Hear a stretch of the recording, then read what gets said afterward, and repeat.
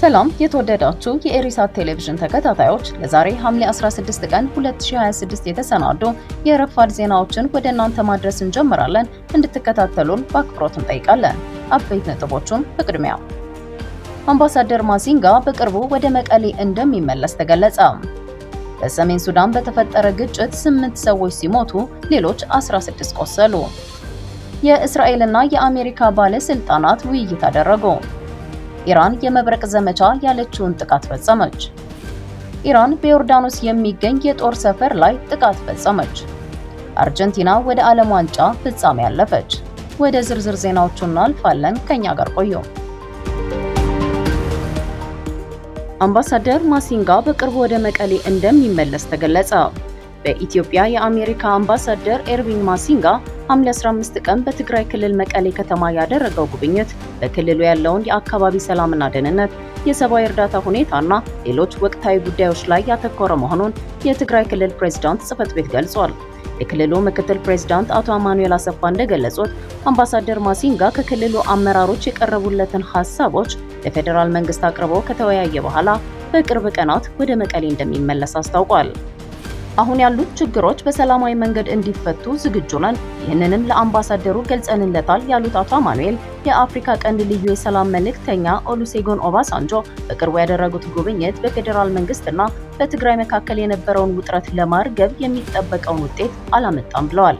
በሌላ በኩል የቀድሞው የትግራይ ጊዜያዊ አስተዳደር ፕሬዝዳንት ጌታቸው ረዳ አምባሳደር ማሲንጋ ከተለያዩ የፖለቲካ ኃይሎች ከሲቪል ማህበረሰብ ተወካዮችና ከማህበረሰብ መሪዎች ጋር መገናኘታቸውን በመጥቀስ ይህን ጥረት አድንቀዋል። አምባሳደሩ ከጄኔራል ታደሰ ወረደ ጋር እንዳይገናኝ መደረጉን የጠቀሱት አቶ ጌታቸው በትግራይ ያለው ቡድን ህዝቡን የድርድር መሳሪያ በማድረግ የራሱን ጥቅም ለማስጠበቅ እየተንቀሳቀሰ ያለው መንገድ አደገኛና ውጤት የሌለው ነው ብለዋል። በሰሜን ሱዳን በተፈጠረ ግጭት 8 ሰዎች ሲሞቱ ሌሎች 16 ቆሰሉ። በሰሜናዊ ሱዳን በሚገኘው የአልዳባ ከተማ በተከሰተ የታጠቁ ቡድኖች ግጭት 8 ሰዎች ሲሞቱ ሌሎች 16 መቁሰላቸውን የሱዳን የሕክምና ባለሙያዎች ቡድን ሐምሌ 15 ቀን አስታውቋል። የሱዳን ሐኪሞች ቡድን ባወጣው መግለጫ ግጭቱ ሐምሌ 14 ምሽት በከተማዋ ገበያ አካባቢ በተለያዩ የታጠቁ ቡድኖች መካከል መከሰቱን ገልጿል። ሆኖም የተጋጩት ቡድኖች ማንነትና የግጭቱ መንስኤ አልተገለጸም። የሱዳን የዜና ተቋማት የአልዳባ ከተማ የጸጥታ ኮሚቴን በመጥቀስ በግጭቱ ውስጥ በህገወጥ የእጽ ዝውውር የሚሳተፉ ቡድኖች እጅ እንዳለበት ገልጸዋል። እስካሁን ድረስ ስለ ግጭቱ ወይም በክስተት ውስጥ ስለተሳተፉት ቡድኖች የመንግስት ወይም ሌላ ይፋዊ መግለጫ አልተሰጠም። የሐኪሞቹ ቡድን በከተማዋ ውስጥ የህግ አልባነት መጨመሩን፣ በሲቪል ነዋሪዎች መካከል የመሳሪያ ልውውጥ መበራከቱንና የዜጎች ደህንነት እየተባባሰ መሄዱን በመግለጽ የሱዳን ባለስልጣናት በዚህ ጥቃት ላይ አስቸኳይ ምርመራ እንዲጀምሩ ጥሪ አቅርበዋል። በሱዳን የቀጠለው ጦርነት በዓለም ላይ ካሉት እጅግ የከፉ የሰብአዊ ቀውሶች አንዱን አስከትሏል። በዚህ ጦርነት በ10 ሺዎች የሚቆጠሩ ሰዎች ተገድለዋል፣ በሚሊዮኖች የሚቆጠሩ ሌሎች ደግሞ ከመኖሪያ ቦታቸው ተፈናቅለዋል ሲል የአናዶሉ የዜና ወኪል ዘግቧል። የእስራኤልና የአሜሪካ ባለስልጣናት ውይይት አደረጉ። የእስራኤል መከላከያ ሚኒስትር ካትስ ከአሜሪካ አቻቸው የመከላከያ ሚኒስትር ፒት ሄግሴት ጋር በሌሊት በስልክ መወያየታቸውን መስሪያ ቤታቸው አስታውቋል። በውይይቱ ወቅት የአሜሪካው መከላከያ ሚኒስትር ፒት ሄግሴት አሜሪካ በኢራን ውስጥ ስላከናወነቻቸው ወታደራዊ እንቅስቃሴዎች ለካትስ ማብራሪያ የሰጡ ሲሆን ሁለቱ መሪዎች በቀጣይ ሊፈጠሩ በሚችሉ ማናቸውም አዳዲስ ሁኔታዎች ዙሪያ በሀገራቱ መካከል ያለውን ወታደራዊና ዲፕሎማሲያዊ ትብብር አጠናክሮ ለመቀጠል ተስማምተዋል።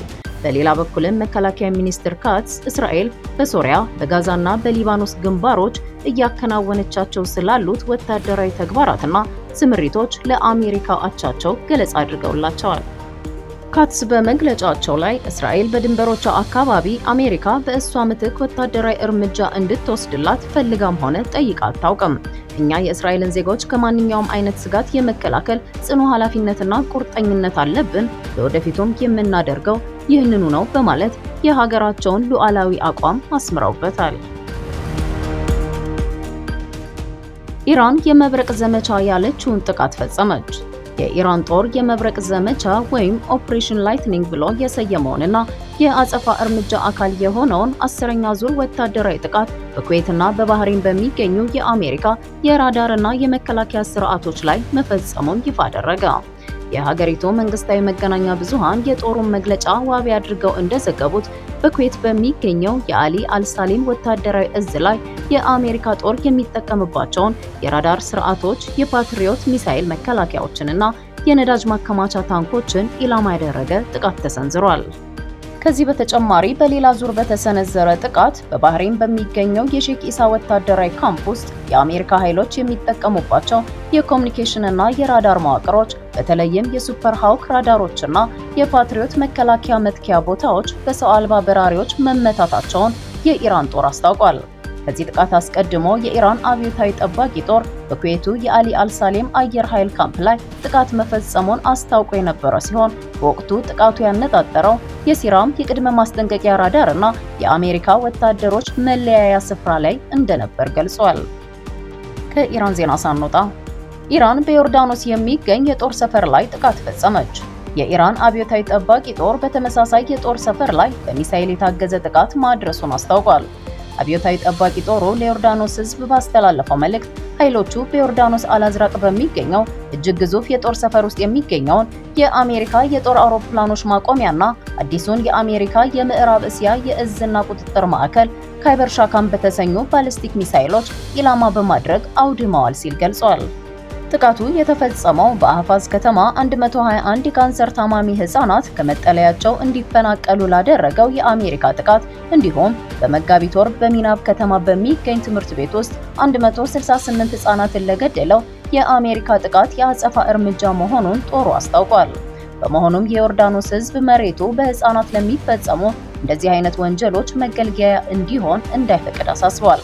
የኢራን አብዮታዊ ጠባቂ ጦር ይህንን መግለጫ ያወጣው የዮርዳኖስ ጦር ዛሬ ማለዳ 8 የኢራን ሚሳኤሎችን በአየር ላይ ማክሸፉን ማስታወቁን ተከትሎ ነው። የኢራን መደበኛ ጦር በዮርዳኖስ አዝራቅ አየር ኃይል የጦር ሰፈር ላይ የድሮን ጥቃቶችን መፈጸሙን የዜና አውታሮች ዘገባዎች ያመለክታሉ። በመጨረሻም ዜና ስፖርት። አርጀንቲና ወደ ዓለም ዋንጫ ፍጻሜ ያለፈች።